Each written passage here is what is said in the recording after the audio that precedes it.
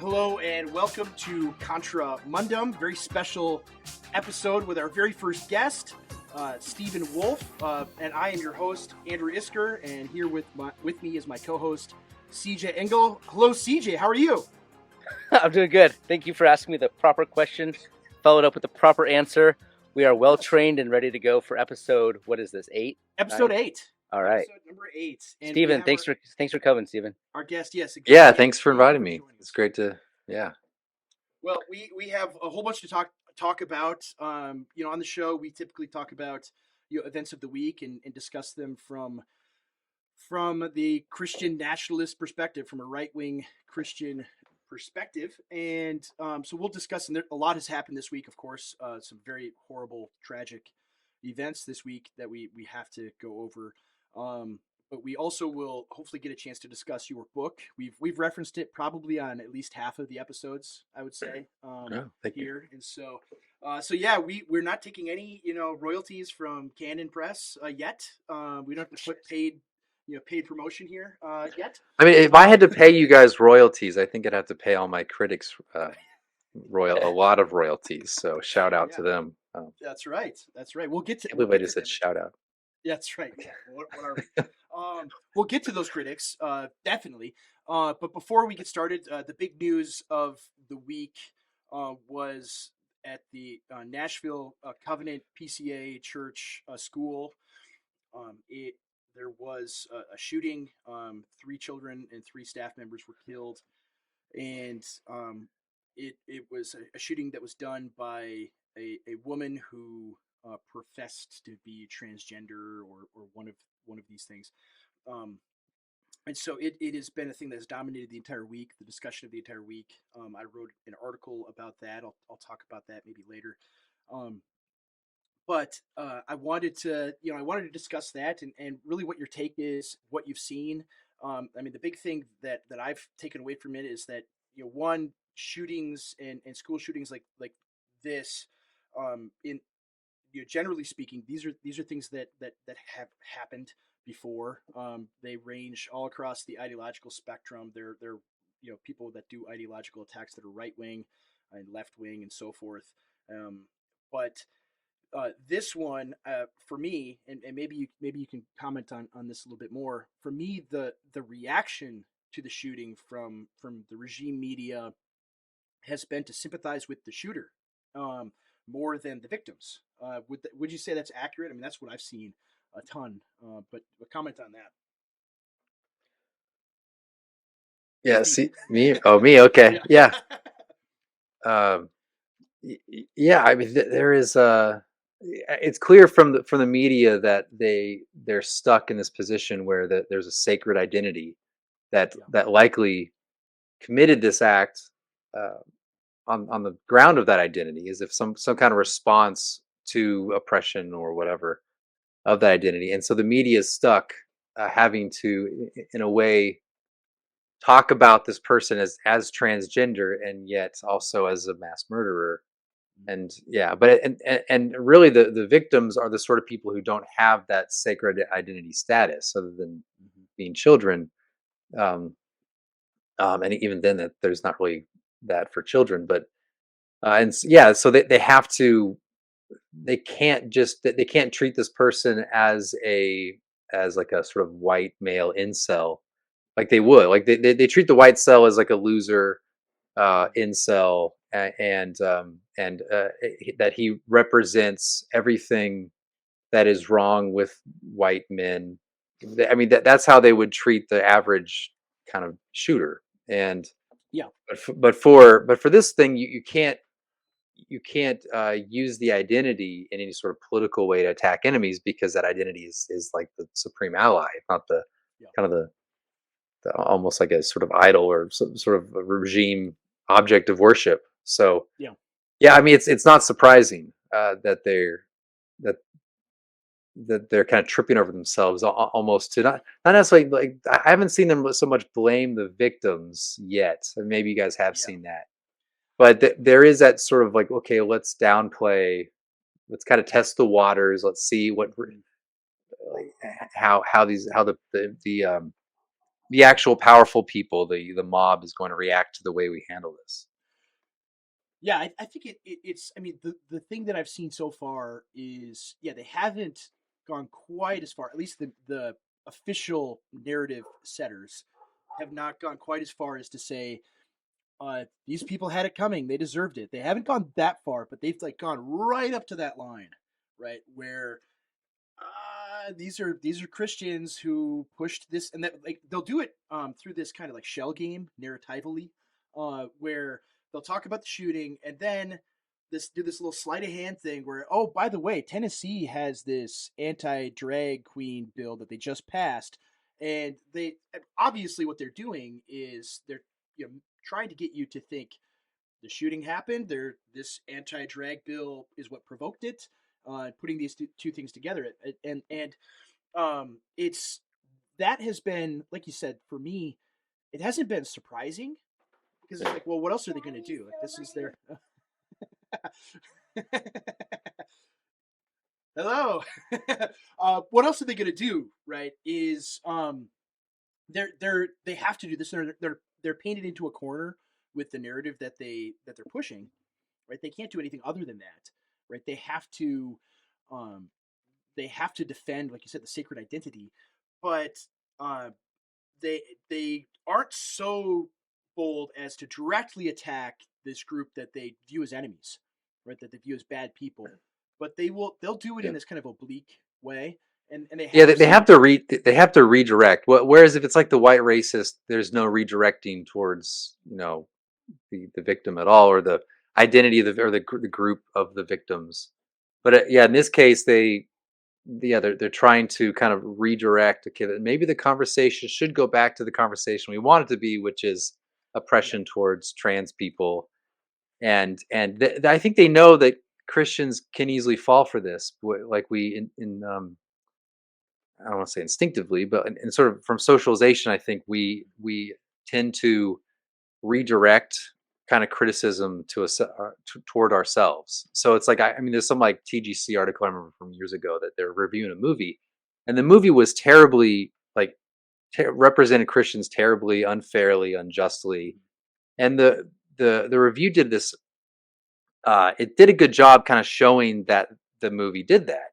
But then the second half was, well, even though it was a bad movie and it mischaracterized us, it still causes us to reflect on ourselves and how perhaps we're perceived this way. Like it redirect, like the Christian instinct is like I don't want to say Christian instinct, like you know what I mean, like the instinct we have today.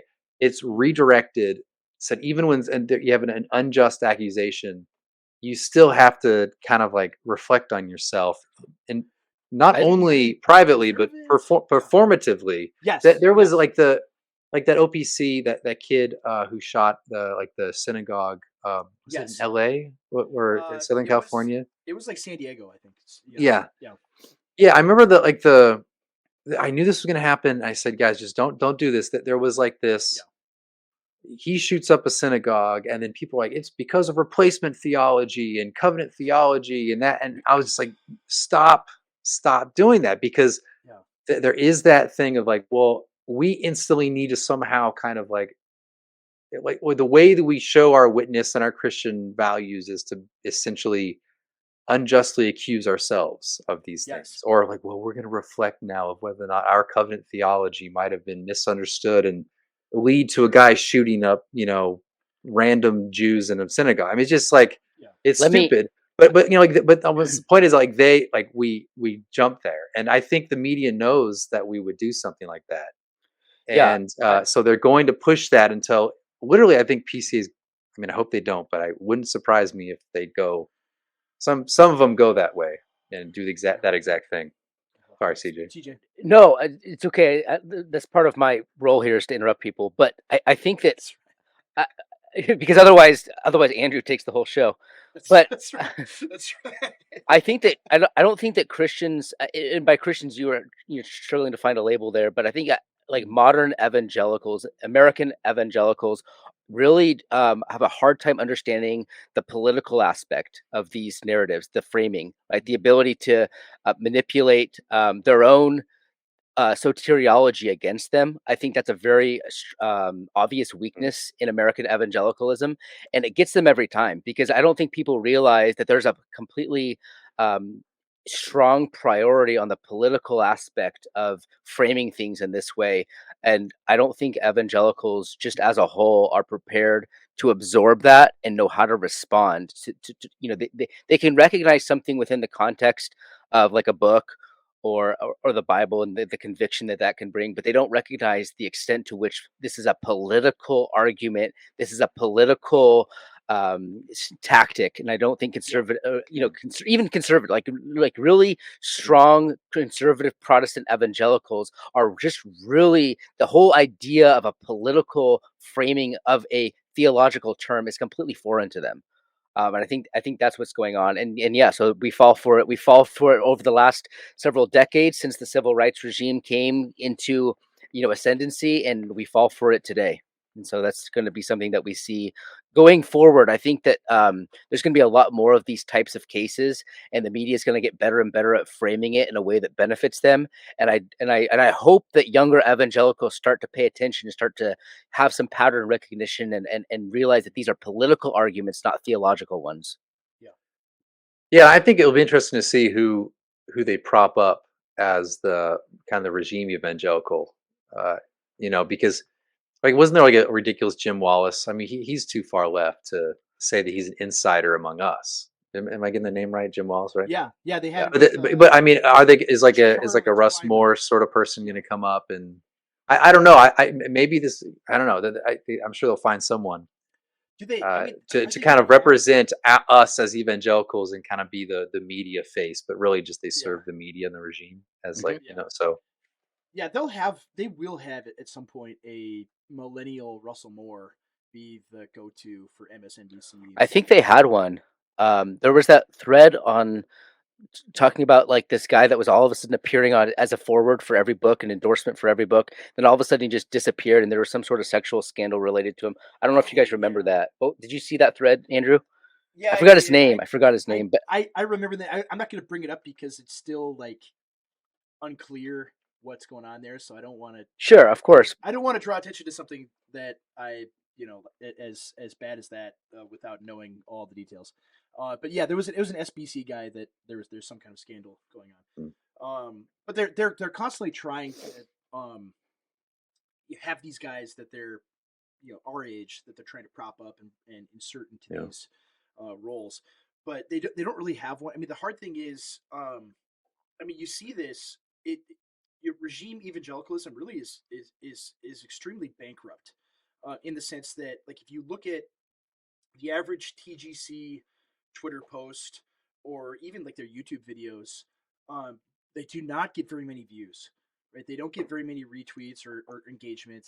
Um, a lot of people are just over them, and their typical audience that they would have had maybe 10 years ago have all turned into progs. Like these people that are now practically like United Methodists or PCUSA, flavored evangelicals that have the trans flag in their Twitter profile now, or pronouns at least. That used to be their audience, but now it's gone toward the Jim Wallace side of things, or you name them. So they're really what's happened in the last few years is there's been this bifurcation where you have you have the people that if we want to call it that are in our tribe versus the left tribe, and there's nothing in the middle. This like centrist evangelicalism is really going by the wayside. It's so far as it seems, at least online. Everyone's like, "Oh, online's not real. It's not real. Online's not real life." But it is actually. It is an extremely accurate picture of the direction things are going. So I mean, I think on TGC, I just say that I think that yeah. they have low engagement, but when there's the chance for the mob to go after them, they do like that. Oh What's his yeah. name? Josh Butler situation. But Yeah. why do they For sure. do that? Like, what? Why does I mean? Because like American Reformer is further right than center right, right? It Yeah. publishes pieces that a lot of people on the right enjoy, but I don't think it's created like a mob yet. Maybe there was one early on, but why is that? Well, because that's kind of the people who like American Reformer are probably not at risk of becoming progs. Like they're not going to No. be. Dumas fans or something like that, Yeah. and but the people who are in this TGC orbit, they know that if you're still kind of like them, Mhm. then you're the people who can be nudged or kind of forced left. So when there's that opportunity like the Josh Butler thing, they just strike, and it's Yes. just a huge mob, and then all those people who were now once fans of TGC, where do they go? Well, now they're starting to drift to the left Mhm. and find other sources of commentary and analysis. So they're Yeah. I think they see, yeah, that's I think TGC at this point is now like it's like a legacy outlet with still a following, but that following is, if you're still there, you're probably looking to the left and can be Yeah. easily nudged that direction. Yeah. I would agree. I would agree. And so I think as we're speaking right now, one of the things I wanted to bring up, and especially with regard to just the reaction to everything this week, is um, this the this week apparently is in their liturgical calendar, in the leftist liturgical calendar, is Trans Visibility Week, and so you have, of course, the shooting on Monday, but today in the Tennessee Capitol, there is apparently a riot or an insurrection taking place. Yeah. So for our viewers, I'll play this video. We'll see how it goes, but maybe the listeners will be able to hear it as well.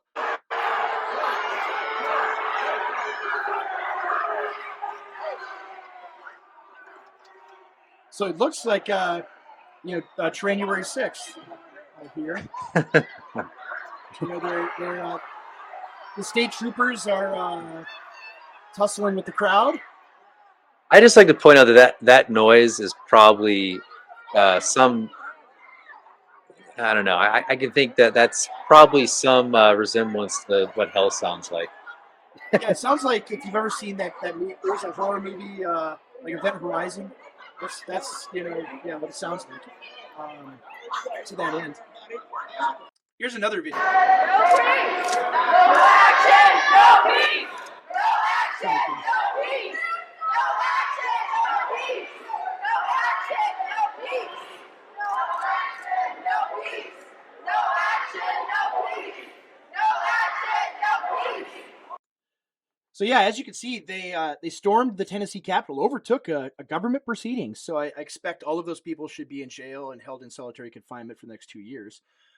But that's probably not going to happen. But anyway, you see this, like the reaction, like we mentioned, um, the media, the regime media reaction to Monday, has been sort of this sympathy for the attacker. Was Um, was that was that were all those demonstrations related to the attack, or is that just a separate thing? Well, they're related to transgenderism and the trans bill that happened on Oh, in the a Tennessee, couple yeah. weeks ago in the And they're Tennessee gonna turn. legislature. They're gonna turn. Yeah. See, that's how they frame things. Because she, this l- girl that went insane and shot everybody. She was a kind of a victim of this cultural oppression. Didn't she go to that school? I don't remember, but She she, so yeah, so she attended that school as a child, yeah. and So it that's came how out they're gonna today. frame it. Well, it came out today, and this is, I think, what's going to happen. I mean, we'll find out next week when we convene again. But they came out today that she was seeking counseling from the pastor, and that when you saw the video where she goes into the church office, she's Mhm. looking for him. So she tries to kill him, and instead she kills his daughter. It's a 9-year-old daughter, Wow. and so she was being counseled by him. So probably what is going to happen, if I had to hazard guess of where they take the narrative from here, He didn't is that indulge in her, that confusions, yeah, that this was conversion, what they call conversion therapy. So right? they'll try to demonize it that Mm. way. They'll say he was doing conversion therapy. There was apparently accusations 20 years ago or something of sexual abuse at that school or church or something like that. So maybe they'll try to rope some of that in as well. I mean, this is how they construct these narratives. I mean, it's the Darvo thing of switching the victim and the oppressor, right? And so that, I think, is where the narrative is going to shift. But I mean, you see this. So I mean, bringing it back to, yeah, that's the first one of the first things I thought of was that kid, that OPC kid in Southern California that shot up a synagogue. Mm. I mean, and I hate to do that. Imagine if the situations were reversed, but it's instructive in that imagine if in reaction to that, Christians then that week went out and protested, American Israeli policy, right? And said that we need to stop giving $2 billion to Israel. Like imagine if that's what we did, right? I mean, it would be horrifying if people did that. It's sickening and disgusting if that's what took place. But here they are, storming the Tennessee Capitol a few days after one of their own murders a bunch of children and older people. Um, and there is no stopping and reflecting because also you see this, that like if online again is real life, and if you see their communities, if you ever wade into their world, or if pronoun people start attacking you online, they're extremely violent. And somehow they never get banned. They're extreme, like just the rhetoric they use. They talk about stuff that would get your channel nuked. And so there is no stopping and saying, hey, we should dial it back, guys. We shouldn't do this, or maybe we should take this week off and not push this issue. No, they're doubling down on it. And the entire apparatus of the regime is indulging this, is saying, I mean, you see this today with MSNBC. You referenced the Jim Wallace guy, who's sitting next to Charlotte Clymer, and Charlotte Clymer is going in this long diatribe about how God made it God's image in her, and using like female pronouns for God and things like this, and wearing a dress and lipstick, despite looking very masculine. And Jim Wallace is just sitting there, like eyes glazed over, like what demons did I summon up from the pit of hell with all the leftism I've pushed over the years. And but you see this, like this is on the show, and like the chyron down at the bottom is transgenders are under attack or something like that. Like that's their takeaway from Monday is, I mean, it's the Norm Macdonald tweet of, imagine if ISIS blew up New York. Just think of the reaction to peaceful Muslims. Like that's Yeah. that they've made Norm Macdonald's like absurd, a reductio ad absurdum joke real life with this. That's what I see. That's the thing that, again, like Stephen said, it's not shocking or surprising, but it is shocking. I'll put it that way. It's not surprising. Like it makes sense that they would go this direction because they're stuck in this corner, but it is shocking. Like it's really it's terrifying in a lot of ways, that the power that they have over propaganda in people's minds is to push this stuff. And so the thing that has to happen, this is what I wrote about this week, is that Christians have to look this square in the eyes and realize it's either us or them. Like either we get tougher and start to fight back rhetorically, and start to be bolder in how we speak about these issues, or they're going to eradicate us. Right? They're going to destroy us and make and take everything away from us. And so that's part of why we wanted to have you on here, Stephen, and discuss these things, is because this entire movement of Christian nationalism really does that. I mean, I saw this week, your critic Neil Shenvi talked about how, well, we shouldn't be using this term Christian nationalism because the left came up with it. It's not very clear or a very good term, and there's some bad things that, right? But the reason why it's good, or at least from my perspective, the reason why it's good, and maybe you agree, maybe you disagree, and this is where we can have some conversation, is it's a starting point of actually beginning to be bold and fighting back and asserting what is ours. So is that kind of how you understand it, like reassertion of, like in your case, Protestant political theology, or how do you look at it?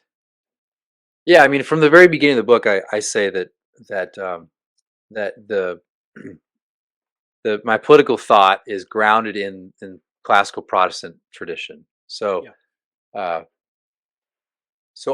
fundamental principles you see, I think you can all find them within tradition. But at the same time, it is nationalist. So I'm not.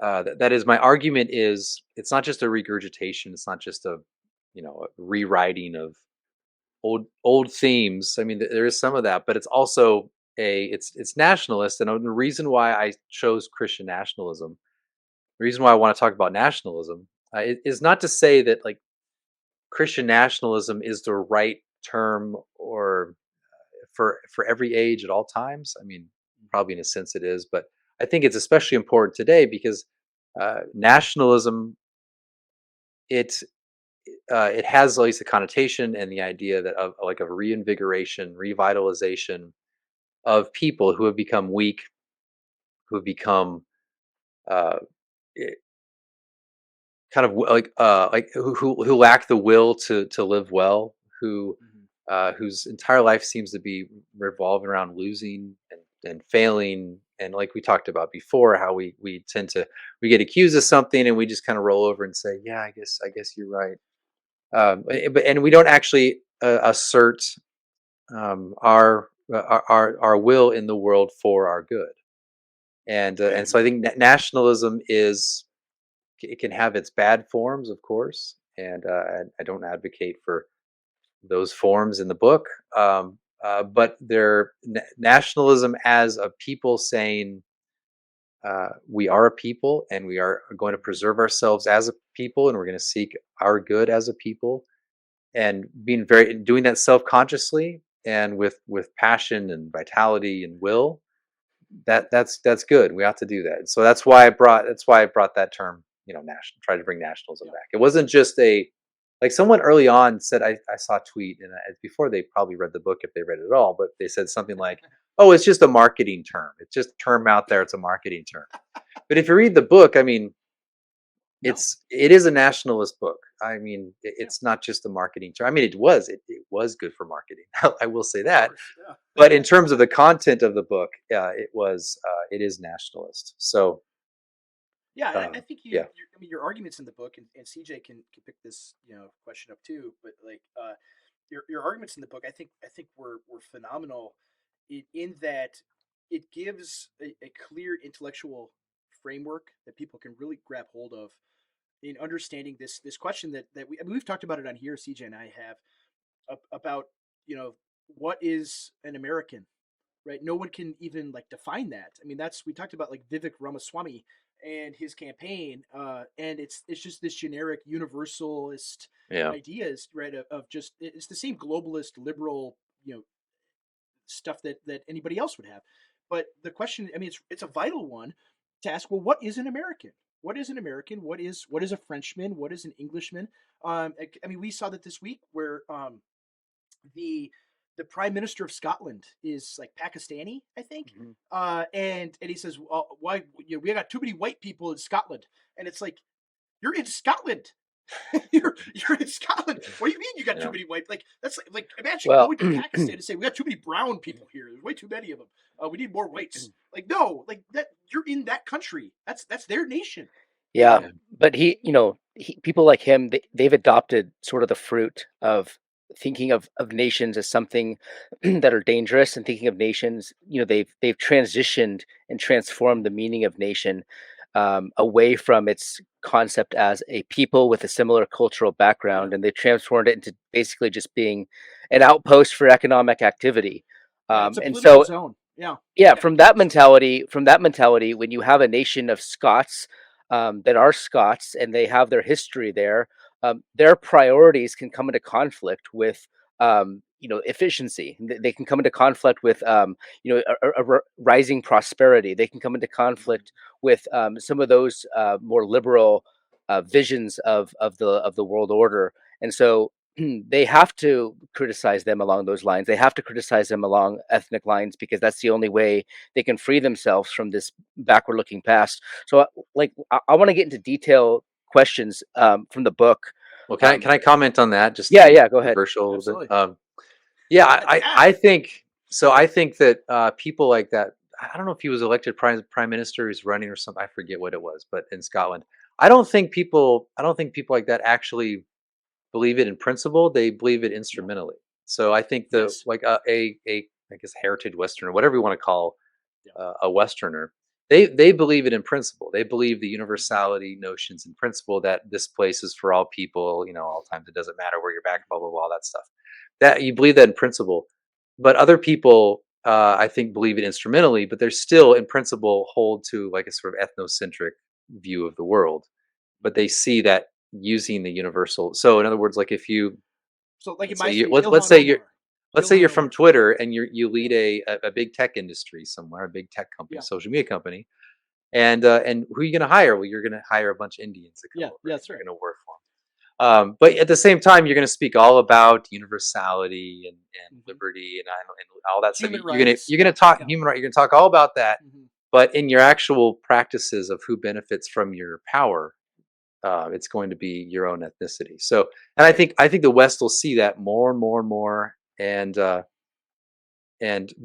but we're psychologically not prepared to handle that. We're thinking in Yeah. principle, yeah, we're individuals. Ethnicity doesn't matter. None of that matters. But no one else thinks that, and they come here and they don't lose that. I mean, not generally speaking, they don't. Especially if it's mass, and especially from certain places. And so, yeah, it's going to be in trouble. But I think we have to recognize that this difference between believing something in principle and believing This instrumentally. is, yeah, no, I agree with that. Actually, this is part of a debate. You know, like so, critics of what's called the managerial state, the managerial revolution, and sort of that, the products of the thinking and insights of James Burnham and Sam Francis. They would talk about the fact that the elites have to create these myths that they can use as means for their own ends. People like Paul Gottfried, he thinks the elites, they actually do believe it. I agree more with Stephen and Sam Francis on this issue. I think that they are basically just kind of above it, and they use that rhetoric because it's effective. And as we've seen over the last half century, white evangelicals, which is basically like the American primary mainstream demographic, white Protestant, in America, they are very they have they have not been able to keep up with the political aspects of these myths, and so they absorb them, and they're not prepared to confront them or confront the political use of them. So I agree with Stephen. I think that the true end game for these things is sort of a benefit my own people and subdue the people that I want to replace. So I agree with that as well. I don't know if you have any feedback on that, Stephen, but I agree. No, no, no. Good. Yeah, I think it's good. Let's get into specific questions on the book now. Andrew, I don't know if you want to start. Yeah, I'm go ahead. yeah, I'm curious about, and I was going to talk more about this with you in a different podcast environment as well. But I'm curious about the place of your book in the hands of its critics. What do you think? Some of the, generally speaking, where do you think most of your evangelical critics had their biggest problems? So the good first question. I think there on Twitter, someone has said, ask him why he thinks fat people can't go to heaven. So I'm glad you chose this one instead of that one. So that's an interesting one as well. Yeah, what the evangelical? I think, yeah, evangelical critics. I'm I thinking think that like Kevin DeYoung and people like that. yeah, well, I mean, Kevin DeYoung. I mean, it goes back to like the whole universal particular thing where Mhm. he's the guy who would say every but he theologized it. He Christianized the universality, and I mean, Yes. I've seen that from other people as well, and they say, well, the gospel is this and that for universal, and the church is colony of heaven, and all that sort of thing. So they'll have that concept theologically built in.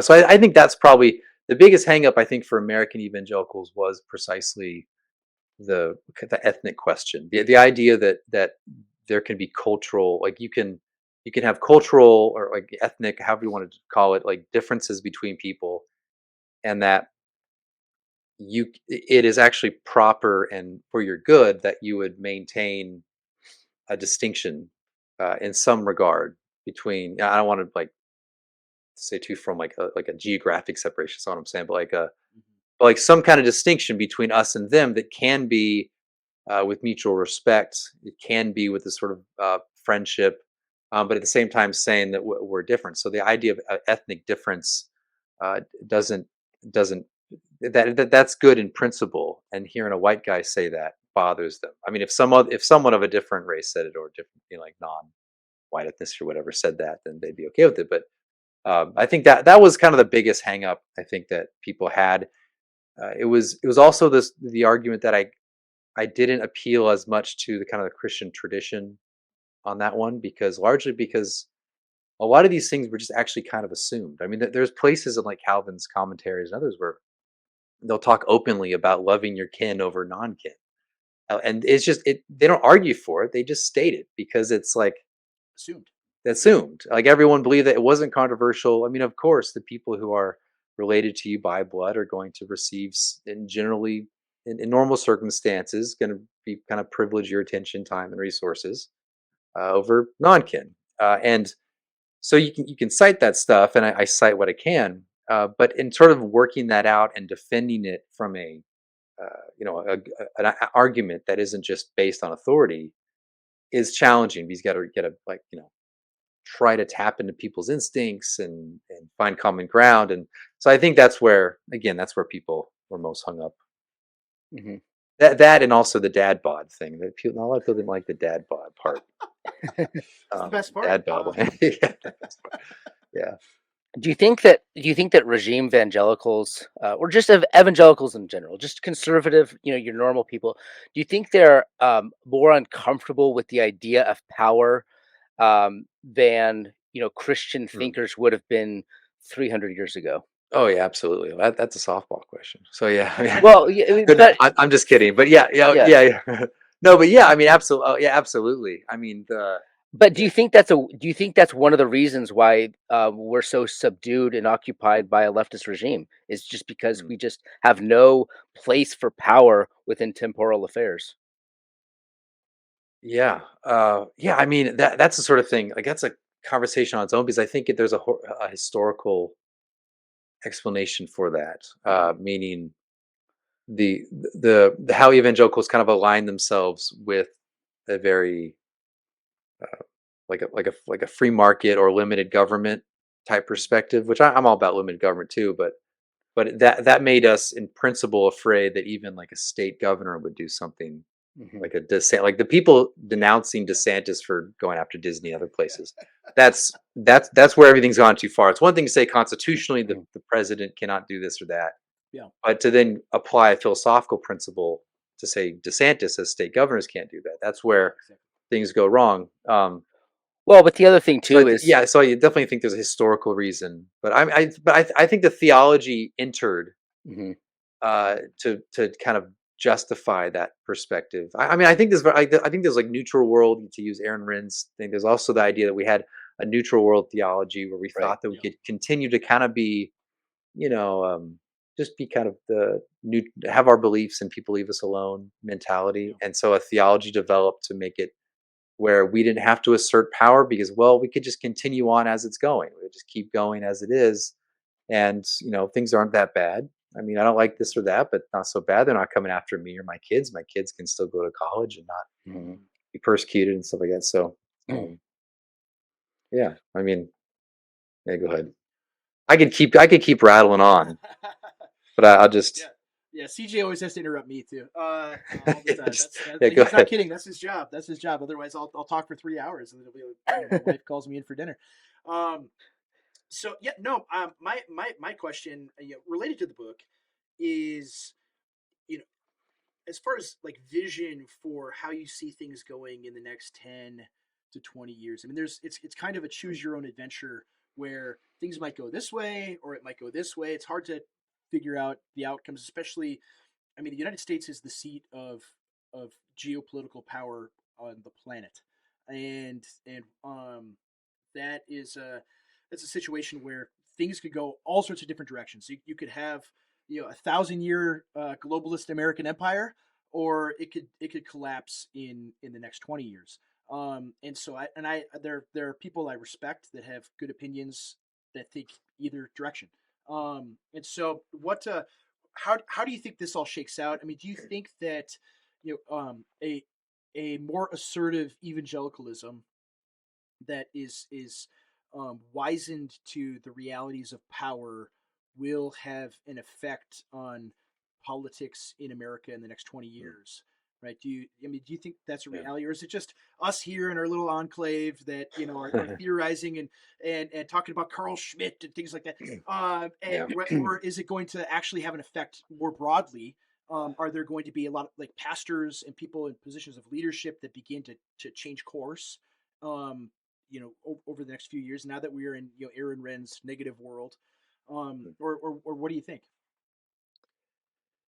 Yeah, this is I get these kind of questions a lot, and it's it's a struggle between being the good academic political theorist or being like the movement propagandist. Yeah, put the political I'm theorist away for a minute. Yeah, put well, the I'm propaganda. better. I'm better at the other at I the know, political I know, theorist. I know you are. That's why, in the last chapter, like the first paragraph last chapter, I'm like, we got to have the foot soldiers because I'm just gonna be the dude writing books. So I'm not I can't like, yeah, Well, you put a lot of thought into this stuff, and that's why I ask you it. Like you. yeah. I mean, one of the things, yeah, I thought part of like the way I saw my contribution of a larger project is I wanted to write a book that is deeply influenced by tradition, but can also kind of revitalize. And so that's why I only have one chapter on America, and it's basically Yeah. about the religious liberty tradition. I talk a little bit about it in the epilogue, um, and that's because I wanted to lay out the principles. I wanted to kind of criticize or critique some of the bad psychological moves we make, and establish that, in a hope that this would then springboard other people to start talking and writing and see what happens. But here I am asked, okay, well, what's the movement going to look like in 20 years? And I, it's easy to be like really pessimistic because Oh, yeah. there is Yeah. something to the idea that liberalism is here to stay. That is like the what's his name, Francis Yeah. Fukuyama's End of notion that, history. the Yeah. end of history. I mean, I don't think, as people like to beat up on that guy, but his argument is not, well, at least the way the idea is not completely bonkers. I'm just say Yeah. it's not entirely wrong. There is a liberalizing effect you see in the world. Of course, there's resistance from China, who's very kind of firmly. I mean, in Hong Kong, for example, they're just smashing the idea of democracy in Hong Kong. So, Mhm. um, how do I mean? It's hard. It's really hard to say. I think that I mean, then I'm just thinking of China again. Like, as much as like we say we're liberal and free here, but the oppression is in the West is very psychological, first of Yeah. all. But second, it's becoming, I think, as people start to kind of wake up and reject that psychology, that mentality, and the reactions and habits we have that make us lose and be losers, people are then those are going to be the object of state oppression. So I think actually in the next 20 years, we're going to see more explicit use of power. So before, I think in the 80s and 90s and early 2000s, it was an implicit use of power that weakens Christians, that somewhat marginalized at some key like elite levels, but still allowed people to be kind of the middle road and below. But I think what we're going to see is more explicit oppression of people who are Orthodox Christians, both theologically and morally. Yeah. And I guess the question will be, how do then the majority of sort of normie evangelicals relate to those people? So let's say like the guys like we three are the sort of people who are aware of, that there's a regime, that there's implicit and explicit oppression, and that we are like the objects of derision from the elite, and that of course the people who claim victimhood are actually really the ones who pressing Yeah. those who they accuse are the oppressors. um and like we know that, but what happens when they attack me and you guys and try to destroy us and our families and all that? How are the norm evangelicals going to react? And I don't know. I think that's a big thing. Like, so when the oppression dials up and it's in your face, you can see it. Mhm. When the absurdity is in your face, like in this trans thing, how clearly they're treating this situation differently than a white guy shooting up a synagogue. Mhm. How are the normie people going to, are they going to accept the absurdity and call it normal, or are they going to say, well, no? And part of our role is to say, yeah, that's absurd, and you got to criticize it and move, to the right or whatever. Yeah. Yeah. Well, no, you Um, or just accept. or I would say, putting the propagandist hat on, right? Putting the promoter hat. Yeah. Just accept reality, right? Accept Yeah. reality Right. that this, that's. And Yeah, I don't even like the framing left and right so much anymore because I it's like do. that. I mean, you do. Yeah, I know you. I mean, I do. I'm fine with it. I'm cool with it. That's you use the tools you got. Yes, I get that. But these are things that are rooted in liberalism, like the birthplace of liberalism, the French Revolution. And so, like, rightism is just reality, right? It's just accepting the way the world got made, You right? seen reality has a right wing bias. Yeah. Oh, yes. Yes. Indeed. Indeed. Exactly. And so, when I use right wing, I mean it in that way. That it's just Yeah. it's accepting that okay, yeah, the emperor actually is naked. Those are not clothes that he's wearing. That's rightism, right? Is just not not surrendering to the insane narratives. I mean, all of these narratives are humiliation rituals.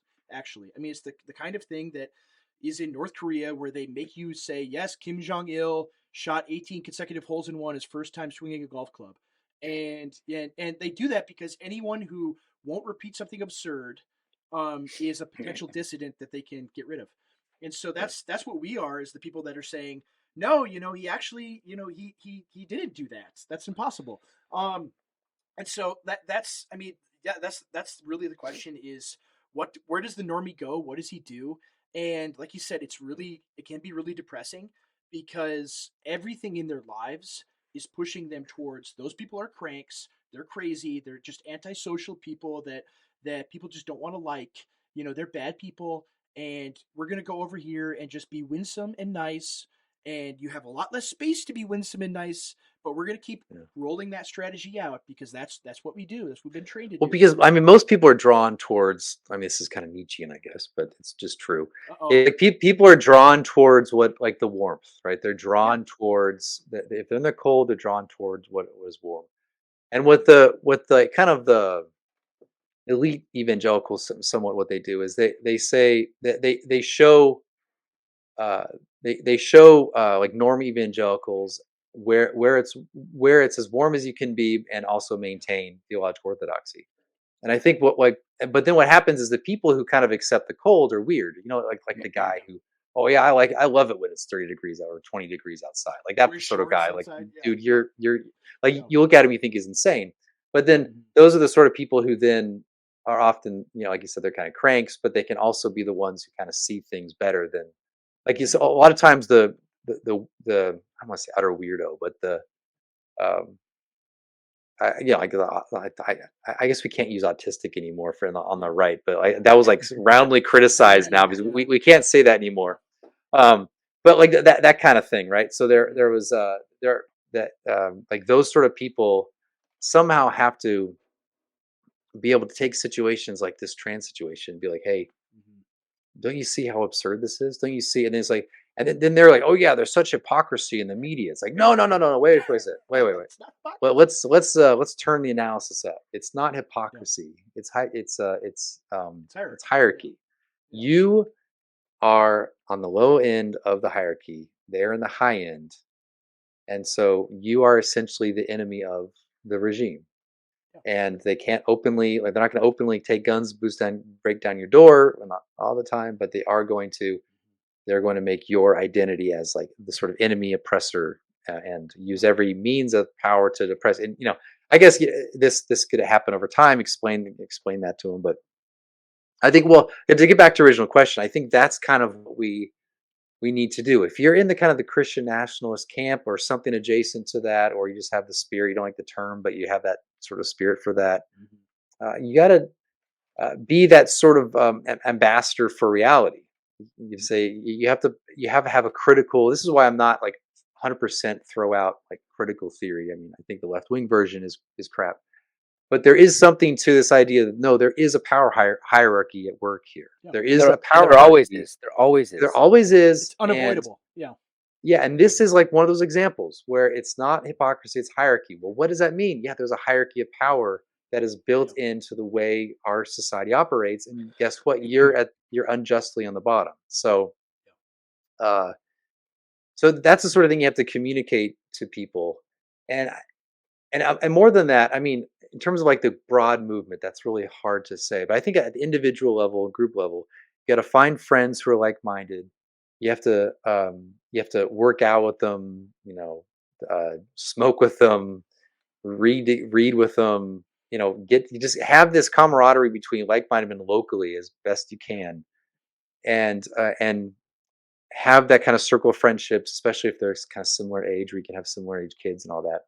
And Mhm. hopefully your church can be like that. I mean, that's just the sort of thing that at an individual level, because things change rapidly. Imagine it's 1765 and you're 20 years old, and what happens like 9, 10 years later?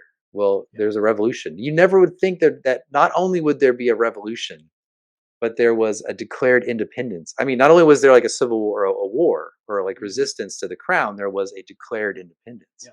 Yeah. Um, of course, the Fed's watching. I'm not calling for revolution, but the No, point this is a is nonviolent show. yeah. So the point is that things change rapidly. So I don't know what's going to happen in 10, 20 years.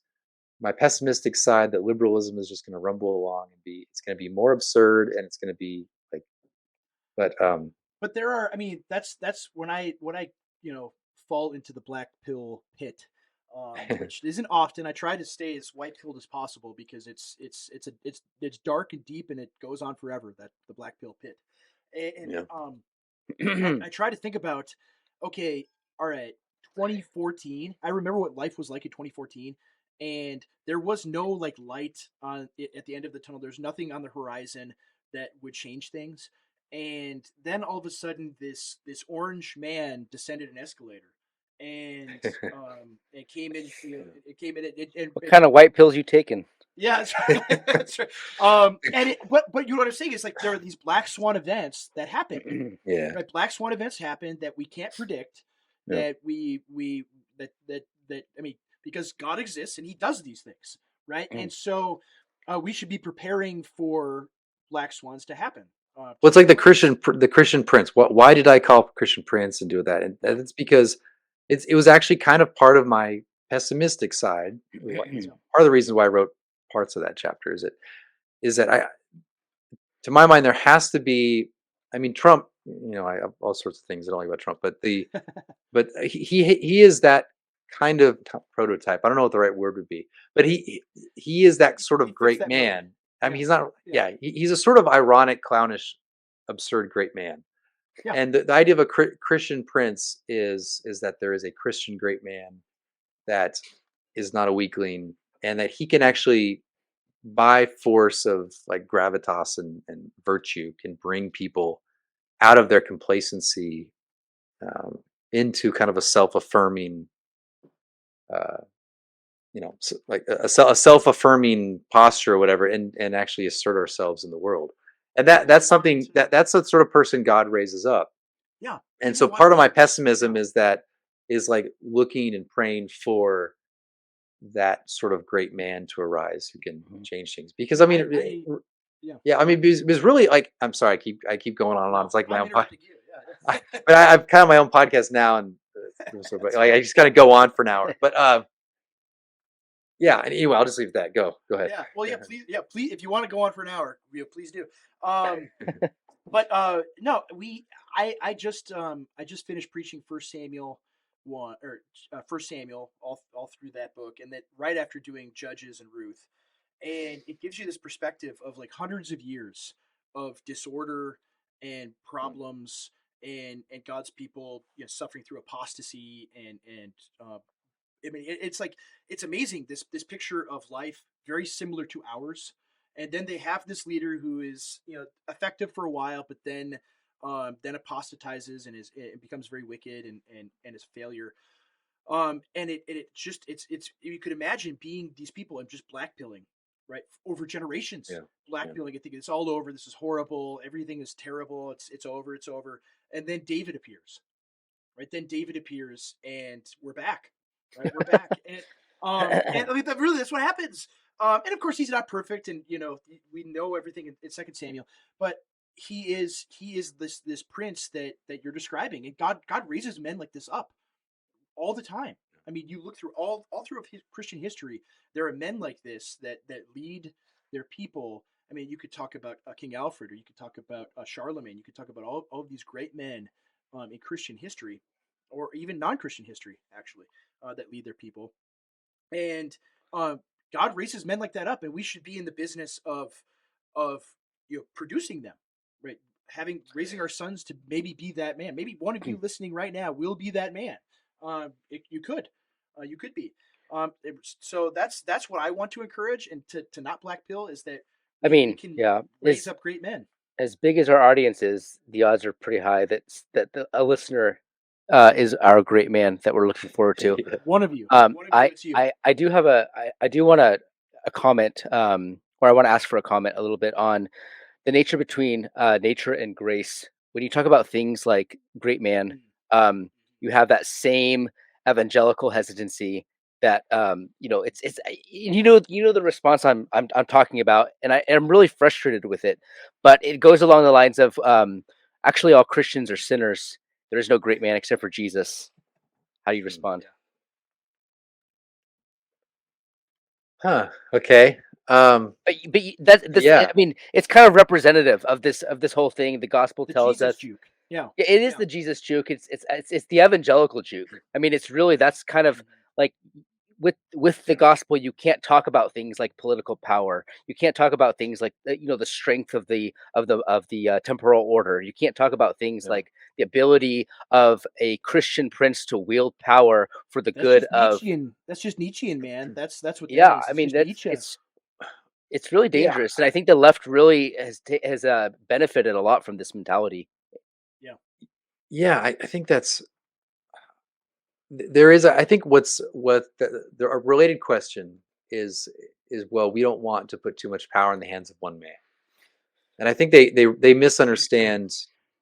They think that I mean like a dictator by a Christian prince, or want to go back to like separation of powers and rejecting the Constitution and that sort of thing. But I think an American great man who's actually a type of Caesar in a way, a good Caesar. Yeah. I think George Washington was like a sort of Yes. American Caesar, Yeah. and he was not perfect, of course. I mean, the success of the revolution was divine. I don't think it was because Washington. I mean, he was good, of course, but there were some moments where I guess you could say luck was on our side. Yeah. But he after the war in particular, I mean, he presided over the very contentious federal convention debates and then contentious ratification of the state. Like so he gave authority to that. And then, of course, he won hands down the presidency for 2 terms. And then I've said this several times on podcasts, but I think it's just so important for all the different audiences that he writes a farewell address, knowing that at one point he was kind of said, "You should be the monarch, and we're going to have a monarchy." And King George, and uh, and there was no constitutional provision, amendment that said only 2 terms. He could have done a third term. Of course, he was getting old and he knew he had to go. But the fear was he's been kind of like the father of this country and these people for decades, in a way, and now he's saying, "I'm going, I'm gone." And in the farewell address, he says things like, "Look, you had a common national struggle. These state interests. We got to get away from them. You're one people. You're American. You had a common struggle. You have similar culture. You have similar religion." And he's basically saying, "Farewell, I'm gone. Now you guys have to figure this out." And he was recognizing, I think, implicitly in that text that he was the guy who held it together. And then he left, and then problems, of course, but they're in more or less we kept it together. Yeah. One episode that didn't, but you know what I mean. And so, but the thing is, George Washington, he he didn't say much during the federal convention debates that produced the Constitution, and yet his presence there, I think, was central to that. Not only the success of the convention, but also to the success of the actual ratification of the document of the Constitution itself in the states. Um, and so the point being is that a Caesar or that sort of person does not require a dictator, all supreme absolute power. In fact, someone like a George Washington is just a perfect example of someone who worked within the confines of the arrangements and tradition, and yet had significant influence. And so I don't have in mind this guy who's like a bulldozer who, it's like a what's the Dune? What Paul Atreides? Atreides, Not he's not a Paul Atreides who destroys worlds and kills 100 400 billion people, whatever it was. billions. Yeah, yeah, I'm not talking about Paul Atreides. So anyway, I think like that's the sort of person I have in mind. Of course, it'd be very different in our age. Okay, so you're more of a moderate.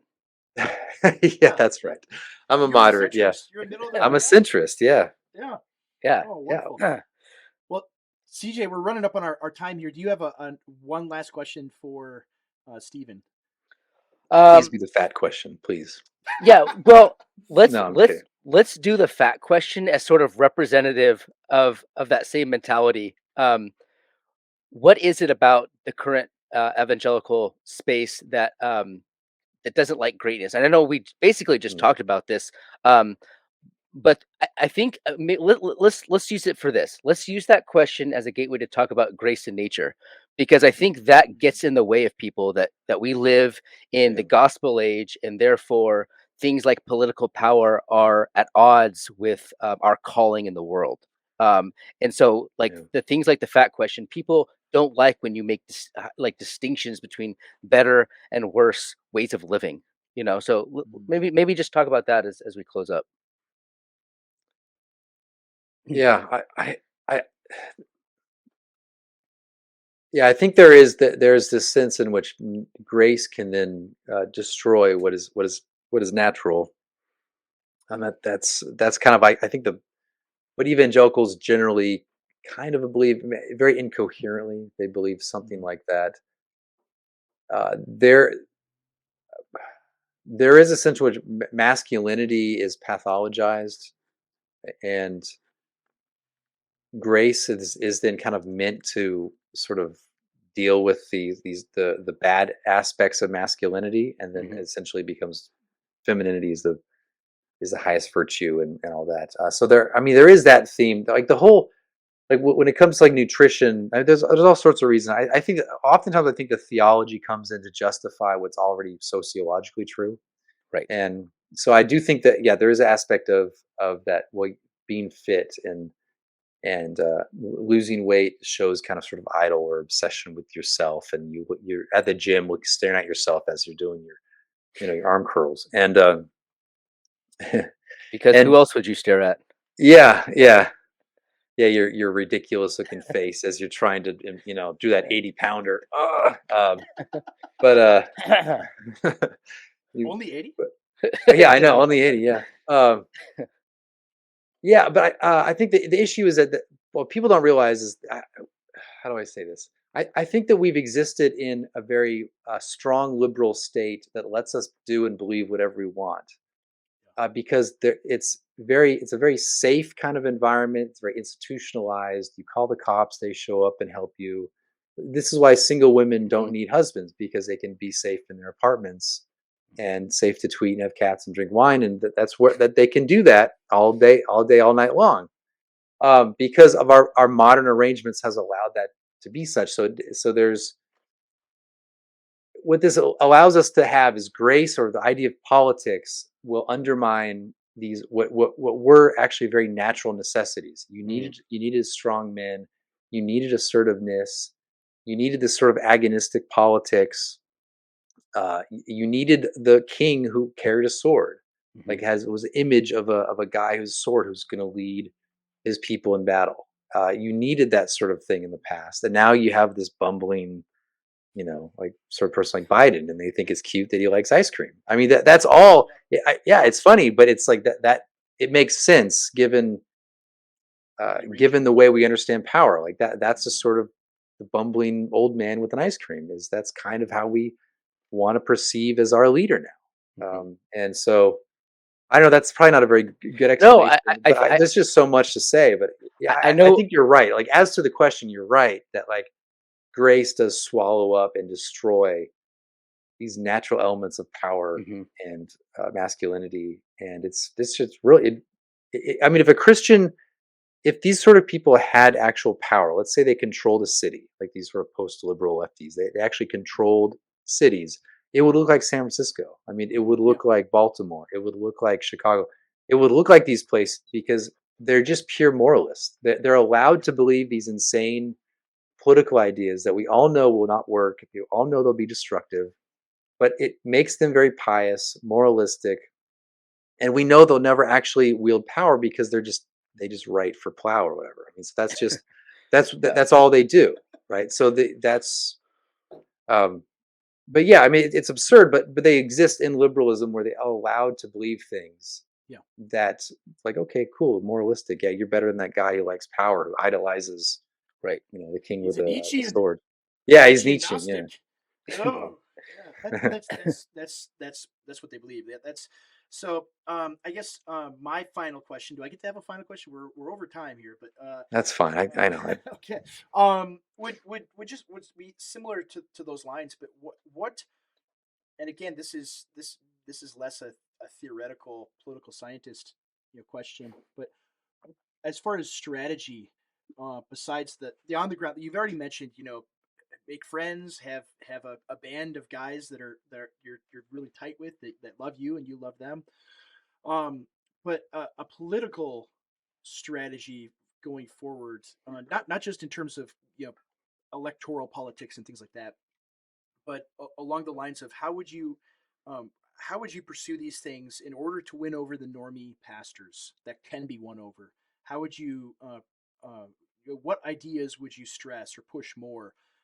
Because I mean, Yeah. I'll give some context here. That I am writing more and more against liberalism as a concept.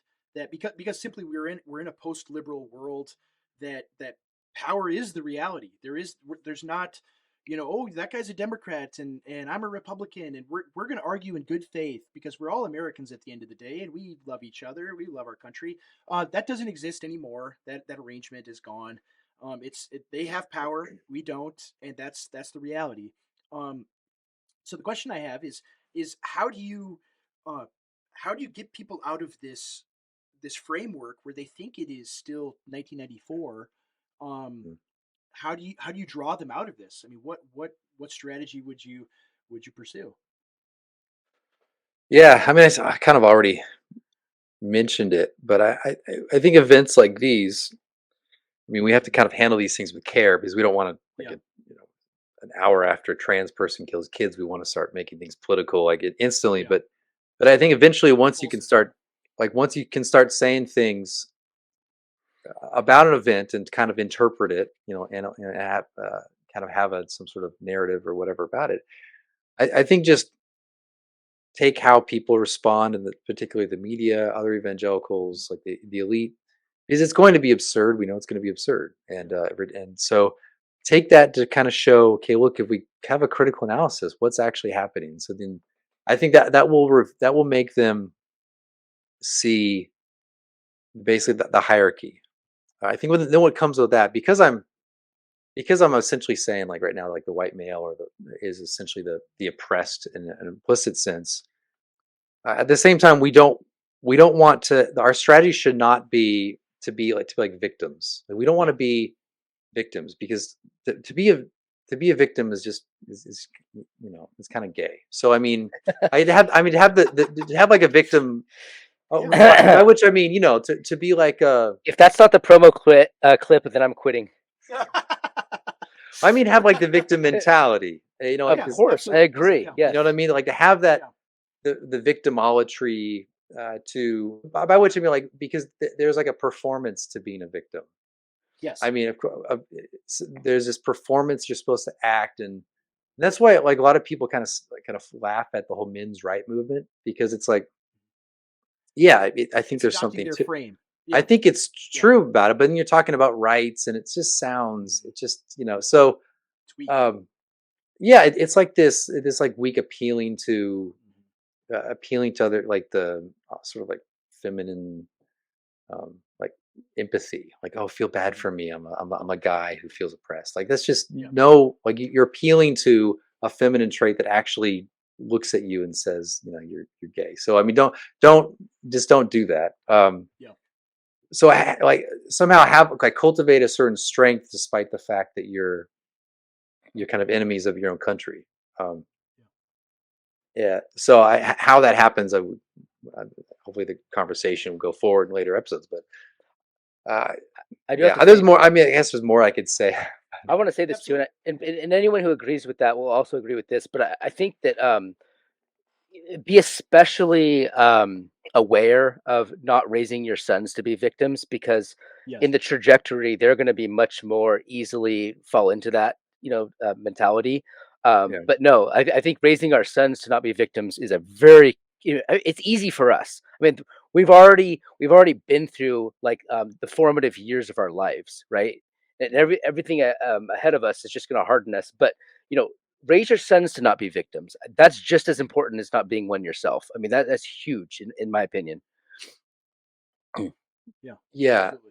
Yeah, and by which you mean, I mean, because you can be a victim itself, but the performative aspect to it, where Yeah. you go on, you know what I mean? Like there's that ridiculous shouting and this like tweeting about it and look what you Yeah. did About your trauma and all this stuff. Yeah. yeah, Yeah. yeah, just don't like.